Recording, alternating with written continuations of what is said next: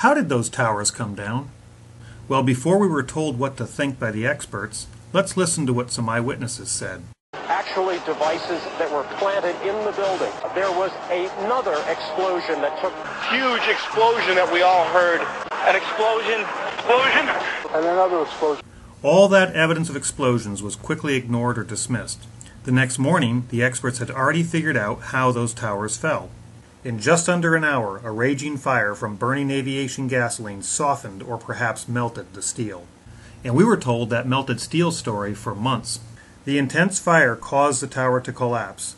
It melted the structural steel. What the firemen might not have realized is the gushing jet fuel was melting the steel. Steel melts, and 24,000 gallons of aviation fluid melted the steel. As the steel began to soften and melt, the interior core columns began to give. Indeed, there was plenty of evidence of melted steel, including this, and this, molten spheres of iron, steel like Swiss cheese, and of course this. But over time, this melted steel story changed. Even today, the media report and many scientists believe that the steel melted. This is not true. And NIST said that the molten steel was irrelevant to the investigation of the collapse, since it does not provide conclusive information on the condition of the steel when the towers were standing. John Gross of NIST, who was at the yard observing plenty of evidence, denied its very existence. First of all, let's go back to your basic premise that there was a pool of molten steel. I know of absolutely nobody, no eyewitness who said so. Except these firemen. You'd get down below and you'd see molten steel. Molten steel running down the channel rails. And this eyewitness. The fires got very intense down there and actually melted beams where it was molten steel that was being dug out. And this architect.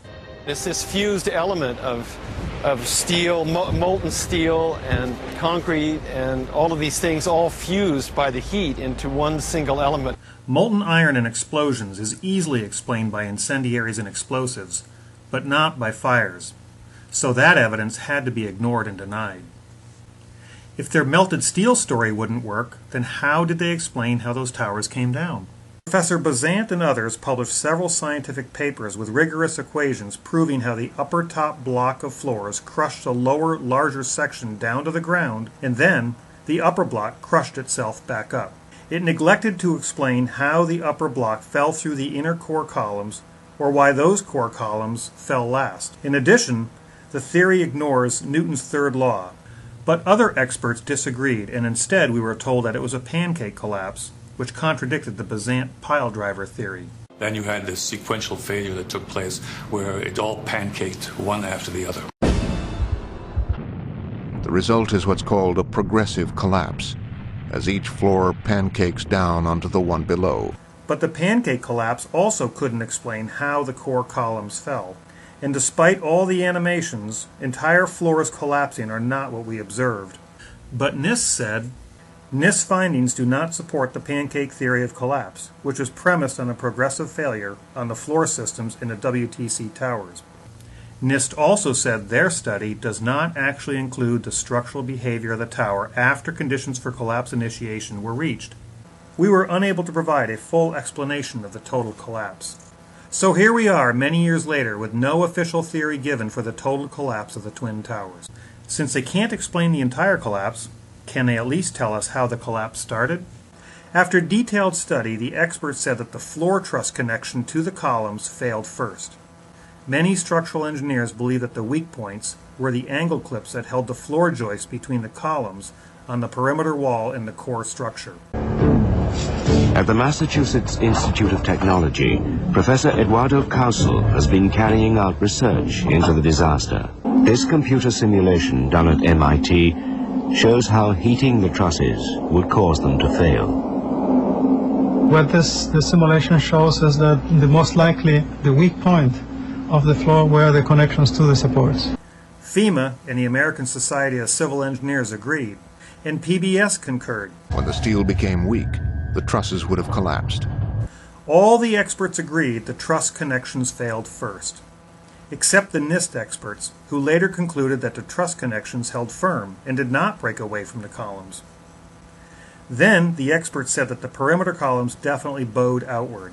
and without the trusses to keep them rigidly in place, the columns would have bent outward. And the FEMA study showed animations of this outward bowing in their study. There was no doubt that the columns bowed outward. That is, until the NIST experts said that the columns definitely bowed in. And then, just before the tower's fall, the experts told us that the columns broke outward. However, the NIST experts concluded that the columns broke inward. While the experts disagreed about how the tower started to fall, they assured us once the structure was weakened, total collapse would be inevitable. The NIST report does not actually involve the structural behavior of the tower after conditions for collapse initiation were reached and collapse became inevitable. But is collapse inevitable? It's not on this structure, and this structure, or this structure. Jonathan Barnett was surprised to find unique steel that had intergranular melting. It was a surprise to me because it was so eroded and deformed. The New York Times said it was perhaps the deepest mystery uncovered in the investigation. But later we were told that it really wasn't a mystery at all. I don't find it very mysterious at all. That if I have steel in this sort of a high temperature atmosphere that's rich in oxygen and sulfur, this would be the kind of result I would expect. But the question was not what would happen to steel if it was attacked by sulfur in a high temperature atmosphere. We know that. No clear explanation for the source of the sulfur has been identified. So the real question is, where did the sulfur come from? The government never answered that question. But others did. Dr. Greening said, "It is concluded that sulfur emission was relatively small compared to those involving diesel fuel and CaSO4 in gypsum wallboard." The BBC media experts agreed. The sulfur came from masses of gypsum wallboard that was pulverized and burnt in the fires. Except that no experiment with diesel fuel and wallboard can replicate this intergranular melting. And after this experiment was posted, Dr. Greening admitted, "I'm prepared to admit that my initial proposal of how the steel was sulfided during the 9/11 events needs to be modified.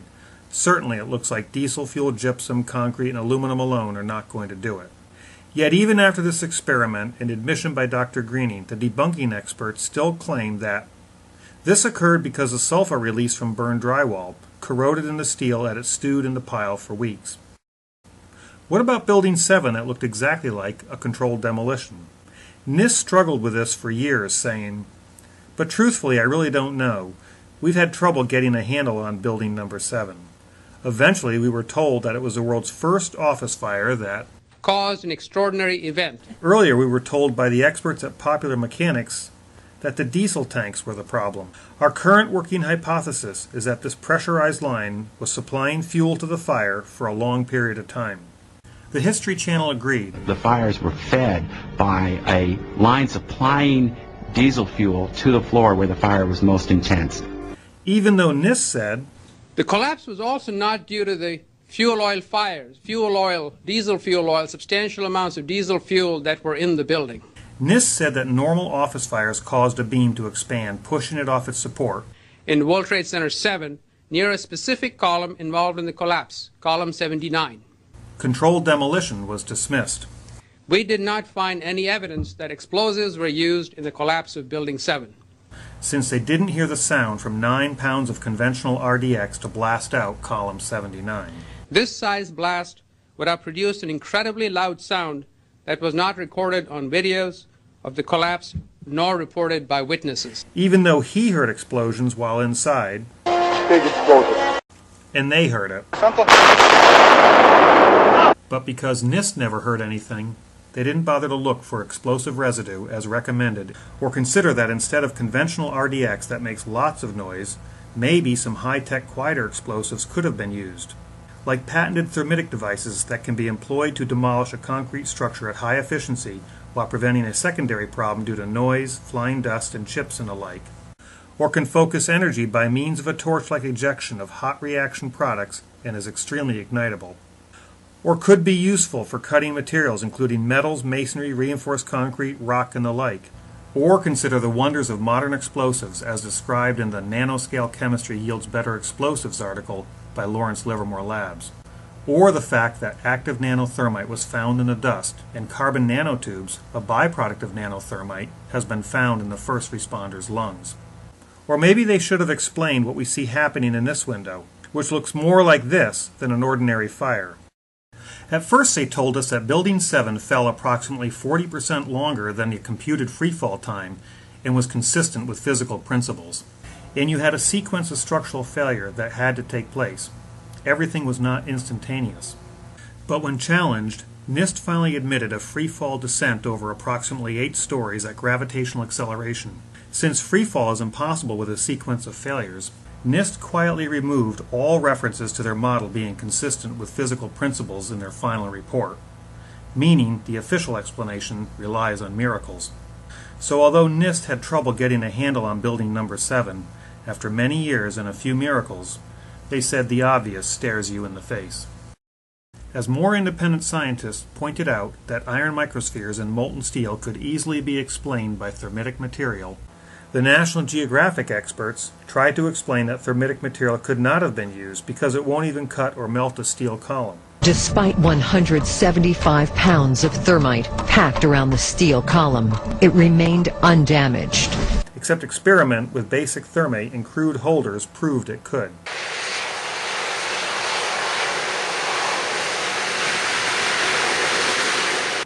Like National Geographic, the BBC got a real expert, once again to prove to its viewers that thermite cannot melt steel beams.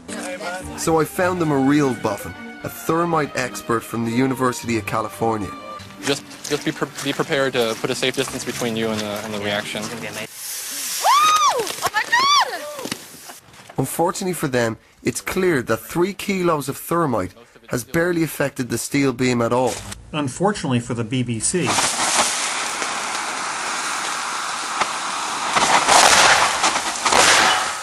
it's clear less than 2 kilos appear to have damaged this beam. And even though the debunking experts said, thermite is simply not practical for carrying out a controlled demolition, and there is no documentation of it ever having been used for this purpose. But in 1935 it was used to take down a 3 million pound tower taller than World Trade Center 7, with 1,500 pounds of thermite on the outside of the steel columns. Why couldn't thermite also work if it was placed on the inside of steel box columns? In 2011, an entire new theory was developed to help explain all the eyewitness evidence of explosions that NIST never heard. I believe it's overwhelmingly probable that the theories regarding the cause of the collapse at WTC-1 and WTC-2 are wrong. The disintegrated aircraft probably came to a stop near the center of the buildings, even though the jets were totally shredded in order to knock all the insulation off, according to the NIST fire theory. And we know parts blasted through the tower and fell on the streets below. This new theory says that the aircraft hulls rather than the buildings absorb most of the heat from the burning aviation fuel, even though NIST and most others said the aviation fuel burned off in the first few minutes. And the core of his theory is that the molten aluminum then found its way downwards within the buildings through staircases and gaps in the floor. Fortunately, the firemen that rushed up while thousands ran down those staircases somehow managed to avoid the molten aluminum. And after an hour or so, the flowing aluminum underwent a chemical reaction with water from the sprinklers in the floor below. I regard it as extremely likely that it was these explosions that made the skyscrapers collapse. Except the NIST experts said there was no evidence of any blast or explosions in the region below the impact and fire floors. But other establishment experts appear to be having some difficulty with this latest theory. In Professor Bazant's opinion, all factors relating to the collapse have been accounted for, and he thinks the official explanation suffices. Besides, he said, I've explained it in 6 papers in leading journals. And Thomas Eager of MIT said, I do not see any merit to this new, more complex explanation. He pointed out that Occam's razor said that the simplest explanation is usually the best. So using Occam's razor may be the simplest explanation for all those sounds of explosions are explosives. Can an expert propose 2 completely contradictory theories to explain what happened to those towers? Let's find out. Jonathan Kay wrote a book called Among the Truthers and was interviewed on National Public Radio. And for those who don't trust NIST and don't trust the 9/11 Commission, there's a report, it's called What Did and Did Not Cause Collapse of WTC Twin Towers in New York. These are the reports they need to read. Perhaps just give me a couple of sentences highlighted from that report that you are referring to. What is the explanation for the collapse in that fashion? Sure. Sure. Well, the collapse of WTC 1 and 2 was a floor-by-floor collapse, which initiated global collapse. And this is not especially complicated principle, but as I said, the details of the reports that I cited. I think it was called like a pancake effect or something. Well, the pancake effect refers to the floor-by-floor effect. So one floor will collapse, and the impact of the other floor will cause a chain reaction. So Kay proposes two opposing theories that are both wrong. In 3 years of interviewing and debating conspiracy theorists, I don't think I have ever won an argument. I think we understand why. So let's review what the experts told us. There were explosions. There were no explosions. The fires melted the steel. The fires didn't melt the steel. The truss connection broke. The truss connection didn't break. The columns bowed out. The columns bowed in. Building 7 didn't free fall. Building 7 free fell. The sulfur came from the gypsum. Sulfur didn't come from the gypsum. Collapse was inevitable, although it's not inevitable. The experts can't melt steel with thermite, but a novice can. In all the theories we've been told by the media and institutional experts, their melted steel theory is wrong because those fires are too cold to melt that steel. Their crush-down, crush-up pile-driver theory is wrong because it defies Newton's third law and doesn't match observation. The pancake theory is wrong because it defies momentum laws and cannot explain the fall of the core and does not match observation. And their aluminum sprinkler theory is wrong because there is no evidence to support it. And after years of study and millions of dollars, our government doesn't have any theory at all for the collapse, simply saying it was inevitable. And none of their theories can be demonstrated experimentally or explain the molten steel, the iron microspheres, the eutectic formations, free fall, uniform acceleration with no jolts, nanothermite, and much more. So what theory do you believe? Most people would rather believe the corporate media and mainstream experts, even if their theories are wrong and don't make sense. But if you have the courage to look at all the evidence and to independently think using basic laws of physics, you will clearly see the elephant the experts are desperately trying to hide. They want us to never forget 9/11, but also want us to never remember the uncomfortable evidence. Because the experts told us, the investigation team has studied every possible scenario, except the controlled demolition scenario that best addresses all the evidence, and was clear that very first day before the experts had the chance to hide that elephant. This was clearly, the way the structure is collapsing, this was the result of something that was planned. It's not accidental that the first tower just happened to collapse and then the second tower just happened to collapse in exactly the same way. How they accomplished this, we don't know. So how did those towers come down? They were intentionally blown up. The obvious stares you in the face.